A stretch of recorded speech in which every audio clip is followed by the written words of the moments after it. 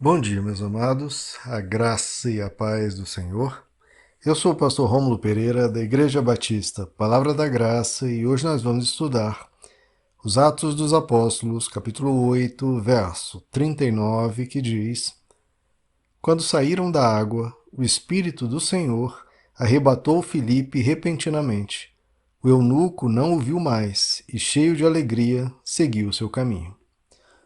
Bom, meus amados, estamos vendo aqui então a conclusão da conversa entre Filipe, diácono de Jerusalém, com esse eunuco etíope que estava retornando de Jerusalém para suas terras. E aqui então Filipe ele é arrebatado pelo Espírito e some da presença desse eunuco. Há interpretações que dizem aqui que esse arrebatar é só simplesmente o Espírito Santo dando uma forte instrução para Filipe, a tal ponto que Filipe simplesmente, abruptamente deixou o etíope e partiu. Mas, olhando aqui no texto, não parece que seja isso, até porque essa palavra arrebatou é muito forte e é utilizada em outros contextos, né, como o apóstolo Paulo dizendo, né, eu conheço um homem que foi arrebatado ao terceiro céu, o 1 Tessalonicenses, capítulo 4, que diz que nós seremos arrebatados para encontrar o Senhor nos ares, etc. Então, realmente parece que foi um ato miraculoso de Deus pegar Filipe e levá-lo de uma forma imediata para um outro local. Aqui, usando termos atuais, é como se fosse uma espécie de teletransporte. Filipe simplesmente apareceu em outro lugar de forma imediata. Então parece que ocorreu esse milagre aqui sim. Filipe fez a sua missão, cumpriu a sua missão e agora deixa esse eunuco. E olha como é interessante, queridos. Muitas vezes as pessoas, quando querem pregar, só querem pregar se a pessoa for ficar na igreja delas. Senão, entre aspas, né, está pescando para outro. Olha a visão que algumas pessoas têm de reino de Deus, né? Até esse tipo de trabalho online muitas vezes é desencorajado, porque muitas vezes não vai gerar membros suficientes para a igreja local. Quando isso é um absurdo, né? Se nós temos mentalidade de reino de Deus, e nós nos importamos com as pessoas, nos importamos com a pregação da palavra de Deus, e quando queremos glorificar o nome de Deus, quando queremos que pessoas sejam saradas, que as pessoas recebam alimento da parte de Deus, recebam instrução espiritual, recebam conhecimento da palavra, então a gente faz essa missão com toda alegria. E esse tem que ser o objetivo. Veja, Filipe fez um esforço aqui imenso, tanto de ir a deixar as centenas de pessoas que ele estava cuidando na região de Samaria, para ir pregar para um só. Bom, se pelo menos esse um só ficar na igreja dele e ajudar ali nas obras ou em contribuições financeiras, né? Mas não.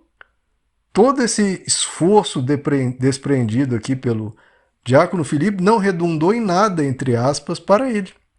Porque ele provavelmente nunca mais viu esse eunuco. Esse eunuco voltou para a Etiópia e não mais se viram. Mas esse é o propósito de Deus, né, queridos? É pregar a palavra para quem está buscando. O objetivo não é atender o ser humano, meramente o pregador. É semear aqueles que hão de receber a salvação. Esse tem que ser o objetivo, um objetivo despretensioso, um objetivo não interesseiro, não movido por ganância ou cobiça ou por poder. É realizado gratuitamente. Vocês receberam de graça dai. O que Filipe ganhou com esse esforço imenso, correndo em um deserto e pregando? O que ele ganhou? Ele não ganhou um centavo. Não ganhou absoluta, um presente, nada. Não ganhou membro para a igreja, não ganhou nada. Ele só serviu a Deus e serviu ao próximo. Ele fez por amor, pela instrução do Espírito. E aí vem as pessoas, quando você recebe às vezes uma instrução do Espírito, mas espera aí, o que isso vai gerar para a igreja? Bom, para a igreja, em termos de reino de Deus, vai gerar. Agora, se nós formos olhar de maneira pequena, com a ótica, né, digamos, só local, talvez não. E o Espírito Santo continua insistindo que a gente pregue a palavra. A gente tem que perder essa mentalidade coronelesca, ou meramente interesseira, ou focada em nós mesmos. Nós temos que levar a palavra quem quer que seja, para a glória de Deus e para o alcance de vidas para Ele. O Evangelho tem que ser pregado a toda criatura. Então, que seja em Jerusalém, seja na Judéia, seja em Samaria, seja até os confins da terra e até os séculos dos séculos, até a volta de Jesus. Assim tem que ser.